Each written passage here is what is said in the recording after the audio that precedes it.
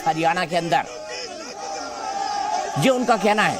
पंचकुला में ले जाए गए हैं ये तमाम बागी विधायक। बीजेपी की जीत का दावा है। हिमाचल प्रदेश राज्यसभा चुनाव है। टोटल कितनी, एक बार विधानसभा का गणित दिखाइए प्लीज, विधानसभा का अर्थमेटिक बताइए। मेरे ख्याल से 90 विधायक हैं, 45 कांग्रेस के पास थे, अगर 6 निकल जाते हैं तो 41 और 3 अगर निकल जाते हैं तो उसके बाद 34 एमएलए बचते हैं कांग्रेस के पास, और 34 एमएलए में जो है ये सरकार गिर जाएगी। क्योंकि बहुमत के लिए क्या चाहिए, बहुमत के लिए चाहिए 35, एक से कम, एक कम होगा और इसके बाद हिमाचल प्रदेश की सुक्खू सरकार गिर जाएगी। इसका अर्थमेटिक भी समझा दीजिए। 6 जो है कांग्रेस के अलग हुए हैं, यानी कांग्रेस के हो जाते हैं 34, 3 जो निर्दलीय उनको समर्थन कर रहे थे तो इनके हो जाते हैं 39, 3 निर्दलीय अब बीजेपी के साथ हैं तो 34 वोट दोनों के बराबर है।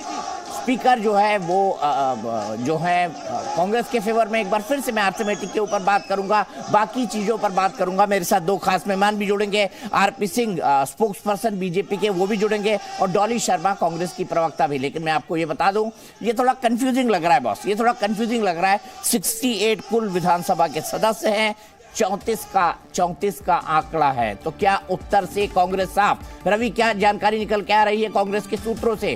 क्या इतनी बेखबर थी कि इतनी बड़ी टूट हिमाचल में कांग्रेस सरकार की होने वाली है, लेकिन कांग्रेस बेखबर थी पूरी तरह?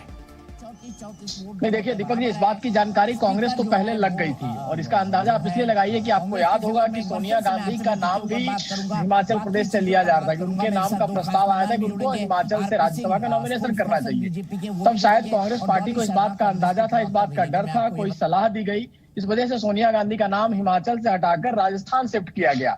तो इस बात का अंदेशा था, लेकिन उसके हिसाब से तैयारी नहीं की गई, मेरा मानना है। अगर उस हिसाब से तैयारी की गई होती, सुक्खू ने तैयारी की होती, मुख्यमंत्री ने, तो शायद इस तरह की नौबत नहीं आती। आपके पास इंडिपेंडेंट, आमतौर पर जिसकी सरकार होती है, इंडिपेंडेंट एमएलए उनके साथ होते हैं। 3 इंडिपेंडेंट एमएलए भी आपके साथ नहीं है, उसके अलावा 6 आपके विधायक तो टूट के चले जाते हैं, वो क्रॉस वोटिंग कर रहे हैं। तो कहीं ना कहीं जो सुक्खू साहब से नाराजगी है, मुख्यमंत्री से नाराजगी है, ये शायद कांग्रेस आलाकमान को पता था, लेकिन इस कदर नाराजगी है और इस तरह से वोटिंग होगी, इसका अंदाजा उनको नहीं था। तो एक तो कहा जा रहा है कि कहीं ना कहीं आनंद शर्मा, कांग्रेस के सीनियर नेता, आप उनको जानते हैं, और वो उम्मीद लगाए बैठे थे कि उनका नाम शायद हिमाचल प्रदेश से राज्यसभा के लिए पार्टी देगी, शायद उनका नाम नहीं दिया गया है, और उस वजह से उन्होंने भी एक खेल किया है। साथ साथ दूसरा जो खेमा है, जो पूर्व मुख्यमंत्री रहे हैं, उनका जो महारानी जो प्रतिभा सिंह, उन्होंने तो बयान दिया, उन्होंने बताया कि हमारे विधायकों में नाराजगी है।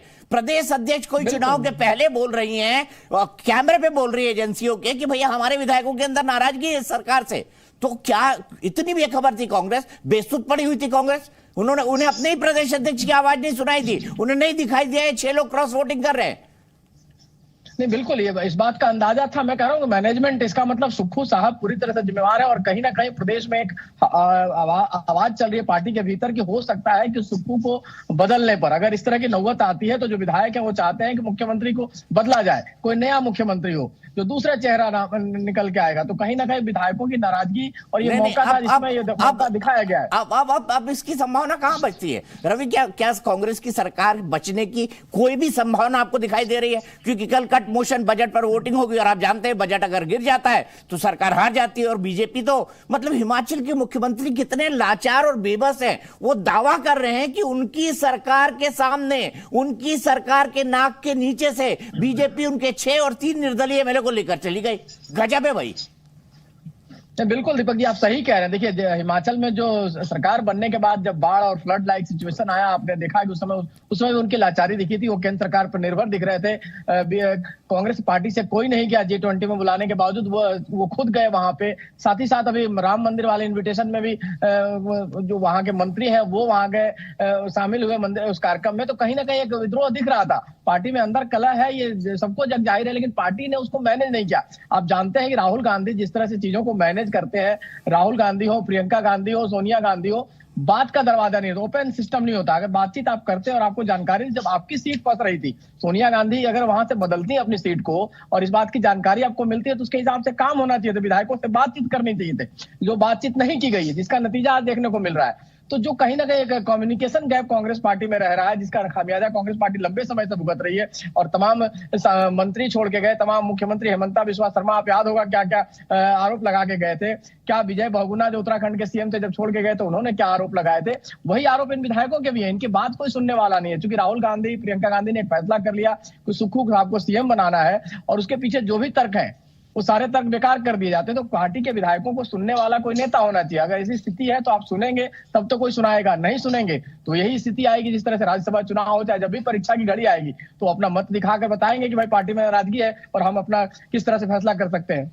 अब रवि मुझे यह समझाइए, आपको यह भी पता है कि प्रतिभा सिंह भी सुक्खू से कोई खुश नहीं थी। उनके बेटे विक्रमादित्य सिंह जो युवराज हैं, वीरभद्र सिंह के बड़े बेटे हैं, वो खुद विधायक हैं, मंत्री हैं। हालाकमान ने उनकी नहीं सुनी, उनके गुट की भी नहीं सुनी। और हिमाचल प्रदेश में एक छत्र वीरभद्र का राज्य रहा है सालों तक, तो इसमें भी कोई गलत नहीं है। तो ऐसे मामले में बीजेपी क्या करेगी? जयराम ठाकुर को बनाएगी अगर सरकार गिर जाती? मैं एक हाइपोथेटिकल सिचुएशन बना रहा हूं। या विक्रमादित्य को सिंह को बनवा देगी, या आनंद शर्मा की लॉटरी निकल जाए। एक हाइपोथेटिकल सिचुएशन है।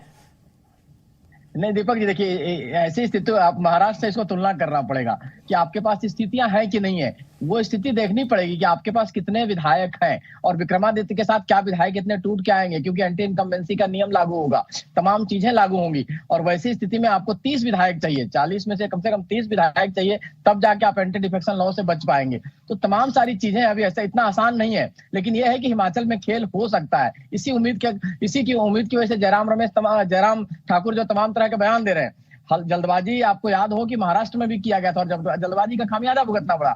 जल्दबाजी कर्नाटक में किया गया, जिसमें वो दिलवा दिया गया था उस समय मुख्यमंत्री को, येदियुरप्पा को, उनको इस्तीफा देना पड़ा फ्लोर पे। तो बीजेपी पूरी तैयारी के साथ जाएगी। खाली 9 जो विधायक हैं, जो 6 पार्टी के टूटे हुए हैं, चाहे जो 6 ने क्रॉस वोटिंग की, और 3 निर्दलीय विधायक से काम नहीं चलने वाला है। इसके लिए पूरी तैयारी की होगी बीजेपी ने। और अगर उनका होमवर्क ठीक है, तो नहीं, मैं हाइपोथेटिकल सिचुएशन की बात कर रहा हूं रवि।